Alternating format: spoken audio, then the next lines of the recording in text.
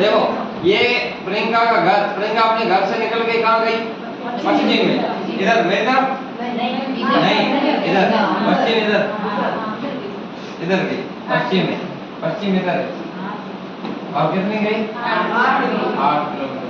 उसके बाद दाएं। अब ये ऐसे जा रही है तो दीप और दाएं हाथ का ऊपर। और कितना गई? 5 किलोमीटर। उसके पश्चात अंत में किधर गई? दाएं। ऐसे जा रही है तो दीप और दाएं हाथ इधर ऐसे जा रही है। और ये बिंदु Q और ये प्रियंका का। अब आपको पहला सवाल क्या पूछा कि अब उसका मुंह किस दिशा की ओर है? इधर कौन सी दिशा? पूर्व दिशा। दूसरा प्रश्न, प्रियंका द्वारा कुल तय दूरी कितनी? 8 और 5 13, 13 और 8 कितने? 21 किलोमीटर उसने दूरी तय करी। अगला सवाल, प्रियंका के घर से बिंदु Q की सीधी दूरी ये पूछिए। ये एक आयत हो गया। आयत में हमेशा आमने सामने की भुजा बराबर। ये 8 तो ये 8, ये 5 तो ये कितनी? 5 किलोमीटर। तो ये आपका आंसर आ जाएगा 5 किलोमीटर। अगला सवाल, प्रियंका के घर से बिंदु Q किस दिशा की ओर है? कहां से? कहां से? प्रियंका के घर से। तो प्रियंका के घर पे आओ और यहाँ पे डायरेक्शन बढ़ाओ। यहाँ से देखो बिंदु Q कौन सी दिशा में? उत्तर दिशा में। तो यहाँ लिख लीजिए उत्तर दिशा में। अगला प्रश्न क्या पूछा गया? प्रियंका का घर बिंदु Q से किस दिशा की ओर है? कहां से? बिंदु Q से। तो बिंदु Q पे डायरेक्शन बढ़ाओ। बढ़ा दी। अब यहाँ से देखो प्रियंका का घर कौन सी दिशा में? दक्षिण दिशा में। तो इसका आंसर क्या हो जाएगा? दक्षिण दिशा में। कोई परेशानी हुई? कर लोगे यहाँ तक? सवाल में थोड़ा सा परिवर्तन करूं? ये लिख लिया सभी ने? हाँ खींच लो, फोटो खींच लो। अब मैं प्रश्न चेंज कर रहा हूँ। हाँ 4 किलोमीटर ये। उसके पश्चात दाएं, दीप और दाएं ऊपर इस तरफ मुड़े। और कितना चले? 3 किलोमीटर। ये उस प्रियंका का घर और ये बिंदु Q आ गया। आ गया पहला सवाल। अब उसका मुंह किस दिशा की ओर है? उत्तर दिशा। Very good.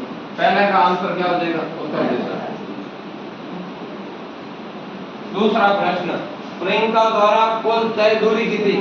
4 और 3 7 किलोमीटर। तीसरा प्रश्न, प्रियंका के घर से बिंदु Q की सीधी दूरी। ये सीधी दूरी देखिए साथियों, आपको मैंने कहा था यहाँ से वो इधर मुड़ी तो कितने डिग्री पे मुड़ी? आपको तो केवल ये कहा कि वो दाएं मुड़ी, तो डिग्री नहीं दे रखी, मतलब कितने डिग्री पे मुड़ी? 90 डिग्री पे। गणित के अंदर जैसे त्रिभुज बनता है, त्रिभुज के अंदर एक नियम है कि यदि त्रिभुज के अंदर एक कोण 90 डिग्री का हो जाए तो उस त्रिभुज को अपन कहते हैं समकोण त्रिभुज। क्या कहते हैं? यदि किसी त्रिभुज के अंदर एक कोण 90 डिग्री का हो जाए तो उस त्रिभुज को हम समकोण त्रिभुज कहते हैं। समकोण त्रिभुज में 3 भुजाएं, तीनों के अलग अलग नाम है। जैसे घर में होते हैं ना गायों के नाम वगैरह अपन रखते हैं, वैसे इनके भी नाम रखे हुए हैं। ये 90 डिग्री के सामने वाली भुजा हमेशा कर्ण कहलाती है। क्या कहलाती है? अब आपका सवाल हो सकता है सर कर्ण क्यों कहते हैं? पाइथागोरस एक गणितज्ञ हुआ, उसने कहा कि इसको कर्ण कहेंगे, इसलिए अपन कर्ण कहेंगे। वो कहता कि अर्जुन कहेंगे तो अपन क्या पढ़ते?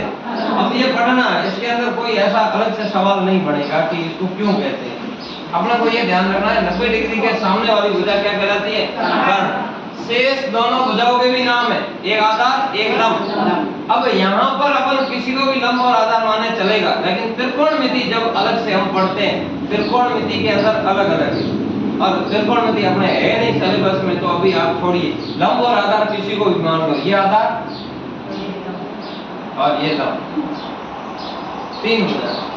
अब इन 3 भुजाओं के अंदर 2 भुजाएं लंब और आधार आपको दे रखी है, कर्ण ज्ञात करनी है। तो मैं इन तीनों के बारे में आपको लिख लेता हूं कि कौन सी ज्ञात करनी हो तो क्या करना पड़ेगा। यदि कर्ण ज्ञात करनी है तो अंडर रूट लंब का स्क्वायर प्लस आधार का स्क्वायर, ये समकोण त्रिभुज का नियम। यदि हमें लंब ज्ञात करनी है, यहाँ दे अभी तो दे रखी है, अगर दे नहीं रखी होती और पूछा गया होता और बाकी दोनों भुजाएं दे रखी होती तो हम ऐसे करते, कर्ण का स्क्वायर माइनस आधार का स्क्वायर।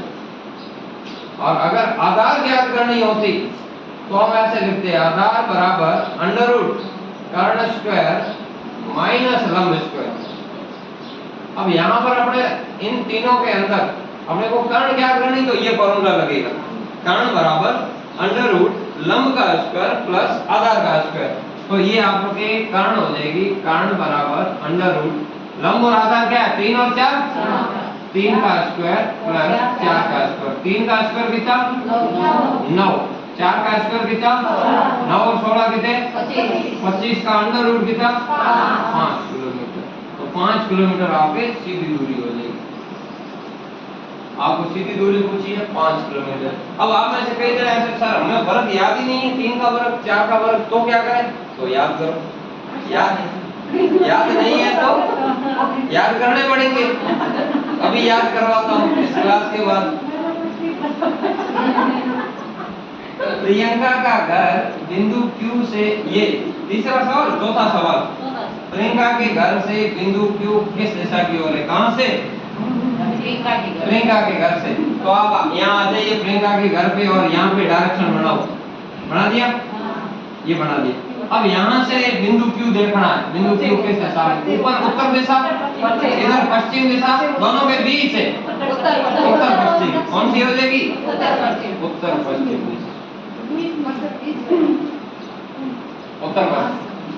ये देखिए प्रियंका का घर बिंदु Q से किस दिशा की ओर है, कहां से, जहां से पूछा गया है वहां पे डायरेक्शन बढ़ाओ, बिंदु Q से, ये बिंदु Q, बिंदु Q से। अब देखिए यहाँ से प्रियंका का घर किस दिशा की ओर है, इधर कौन सी दिशा है पूर्व, इधर कौन सी है, इन दोनों के बीच कौन सी है दक्षिण पूर्व। तो ये आपका आंसर हो जाएगा दक्षिण पूर्व। कौन सी दिशा हो जाएगी दक्षिण पूर्व। पढ़ लोगे इसको छापो एक बार।